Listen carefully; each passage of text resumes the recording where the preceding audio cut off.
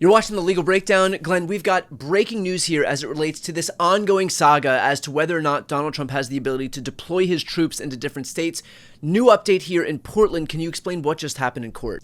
Yeah, Brian, a big development. Right now, the full Court of Appeals, Ninth Circuit Court of Appeals, which is overseeing the Portland, Oregon case, whether Donald Trump is going to get to put soldiers on the streets of Portland, that panel just put a hold, a temporary stop, a stay on Donald Trump's ability to put soldiers into the streets of Portland, Oregon. So this is a good development, but I have to warn our viewers, it's a temporary development. So let's do a little bit of the backstory. So first of all, there was a Trump-appointed judge named Karen Immergut who held a hearing and issued a restraining order saying, no, Donald Trump cannot federalize the Oregon State National Guard and deploy those soldiers to the streets of Portland. Why? Because she said there's no factual basis. Portland is not war-ravaged. There aren't, wild renegade Antifa troops that have taken over Portland. And in fact, she said something that I think should come to define the Trump presidency. She said Donald Trump's assertions are, quote, untethered to the facts, close quote. So she put a stop to it. She issued a restraining order. Well, Donald Trump, not surprisingly, ran up to the Court of Appeals, and a 3-judge panel of the Ninth Circuit Court of Appeals ruled that, you know what? We don't care what Judge Immergut said about the state of play, the facts on, the streets of Portland, Oregon. We're just going to defer to Donald Trump. He's entitled to great deference. And if he says it's war-torn, it's war-torn. Of course it's not, because there was no evidence to support that. Importantly, Brian, the 3-judge panel that entered that finding overturning Judge Immergut's restraining order, it was 2 Trump appointees, and those are the only 2 who voted to defer to Donald Trump and let him put soldiers on the streets of Portland. And what we just got was once the state, the Attorney General for the state of Oregon, asked the full appeals court, not just those 2 Trump-appointed judges who sit on the Ninth Circuit Court of Appeals, the full bench, en banc, to review this, horrific decision. And what the administrator, the senior judge who's in charge of these en banc reviews, assessing whether they're going to be granted or not, that judge just said, okay, hang on.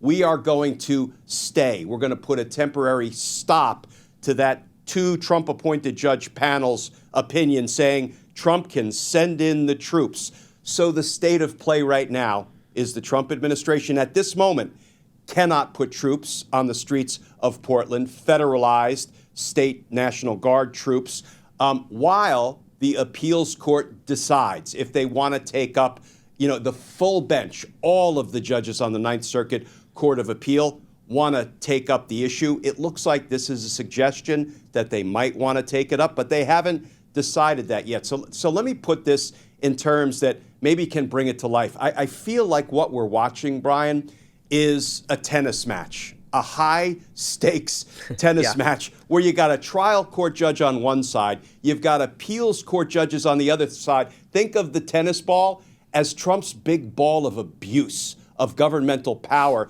and it's being batted back and forth across the net, and we are all here left to wonder who the hell is going to win the point. The American people, the safety of the people of the state of Oregon and the city of Portland, or is Trump's abuse of power going to win the point? This is a dangerous, high-stakes tennis game that's being played.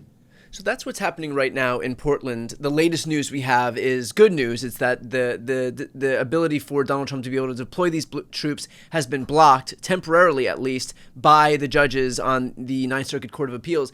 Can you give a broader state of play in terms of where Trump's troop deployments lie in the other places he's tried to do this? Yeah, there is a lot going on militarily, particularly if Donald Trump has his way all across the country, because we've had similar litigation that has unfolded in Chicago, in Illinois, with Donald Trump wanting to deploy soldiers to the streets of Chicago. And fortunately there, the news is even better, because both a trial court judge said, no, you can't do it. And in fact, that trial court judge, April Perry, said Donald Trump is adding fuel to a fire he started. Well, that one went up to a court of appeals too, the Seventh Circuit Court of Appeals. Because that's Illinois, it's a different federal circuit court of appeals. And guess what? All three judges, including one appointed by Donald Trump, said, no, that is a sound ruling from the trial court prohibiting Donald Trump from putting soldiers on the streets of Chicago. So Donald Trump tried to run up to where? His favorite court of appeals, the Supreme Court. And we are waiting to see what the Supreme Court will do. They haven't even accepted the case for review yet. So that's what we're waiting to see. So, Brian, if we move out to California, remember when Donald Trump put troops on the streets of L.A., that was attacked. There was a temporary restraining order issued. That went up on appeal. It got reversed. All of that is water under the legal bridge because that's no longer in play. Here's what is in play in California. Judge Charles Breyer, after the temporary restraining issue was behind him, he held a hearing on the merits, actually the meat of the issue, with the issue being, did Donald Trump have the lawful and constitutional authority to put soldiers on the streets of L.A.? And Charles Breyer ruled, no, he did not. That has been appealed, and that is still sitting at the Ninth Circuit Court of Appeals. So that we are in a holding pattern on. And what's the latest? Well, you had Donald Trump threaten to put soldiers on the streets of San Francisco, and he backed down, at least for the moment. He's also threatening to do it in Memphis. So listen, this is Donald Trump attempting to abuse presidential power writ large. This is Donald Trump trying to intimidate everybody nationwide.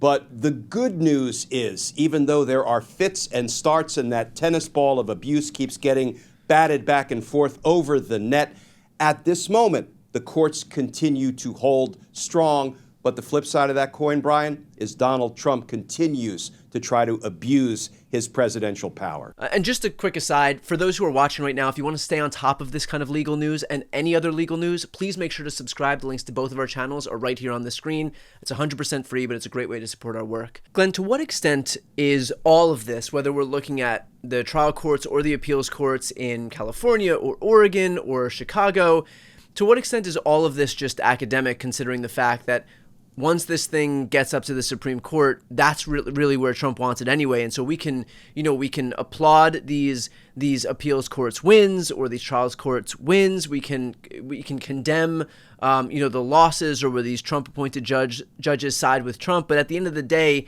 aren't these just all temporary victories or losses, given the fact that we're waiting for the Supreme Court to be the ultimate arbiter of what Trump can or can't do here? It is all academic, but you know what? If we continue along with the academic exercise, guess what?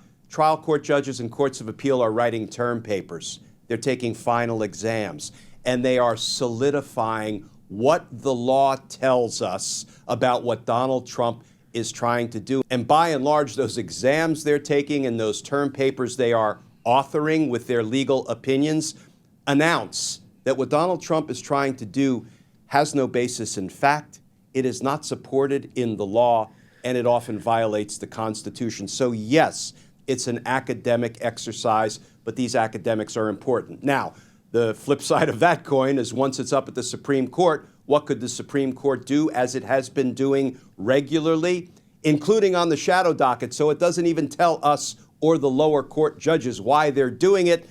They basically say, to hell with all those trial court and appeals court judges and all the term papers they wrote and all the final exams they presented analyzing the facts, the law, and the Constitution. We're just going to let Donald Trump run wild. Unfettered presidential power, complete deference to whatever he says. So if he says Martians have landed and are invading Portland, Oregon, and therefore I need to send the troops in, hey, he's the president, and when you're the president, you get to do it. Glenn, final question here as it relates to the Supreme Court. Is there any indication, anything you can read from the tea leaves that might suggest how this court, this 6-3 conservative court, may rule on this issue of troop deployments? I think we have to look to their determination to let Donald Trump expand presidential power. And here's the thing, Brian, in the first instance, even when we're not living in the legal upside down, presidential power is often at its zenith when you're talking about things like national security concerns. You know, not necessarily declarations of war, because as we know, the Constitution empowers Congress to declare war, not the President of the United States. That feels like a technicality that has largely been ignored. I think the last two times Congress declared war was World War I and World War II, if I'm not mistaken. So we have seen Donald Trump take advantage of the vacuum that is Congress. Hell, they won't even come back into session for fear that the Epstein files might be disclosed, might be revealed to the public. So here we are amidst the government shutdown, and MAGA Mike Johnson seems content to, let the food lines grow longer all across America as long as he continues to protect dear leader. But generally, the courts have held that presidential power is at its zenith, its highest point, and a president is entitled to great deference when we're talking about national security issues. So if I had to bet, I hate to do this, Brian, I would probably put 90 cents of my max $1 bet on the Supreme Court allowing Donald Trump to do what he damn well pleases when it comes to federalizing state National Guards and putting them on the streets of really any city, any town, any state that Donald Trump decides is under attack from hostile forces. Well, the reality is that we will have an answer to that question likely very soon as this issue continues to boil up out of the trial courts into the appeals courts and out of the appeals courts and up to the Supreme Court. So for those who are watching, if you want to stay on top of this issue, please make sure to subscribe. The links to both of our channels are right here on the screen. Best way to support our work. It is 100% free, and it's a great way to support independent media. I'm Brian Tyler Cohen. And I'm Glenn Kirshner. You're watching The Legal Breakdown.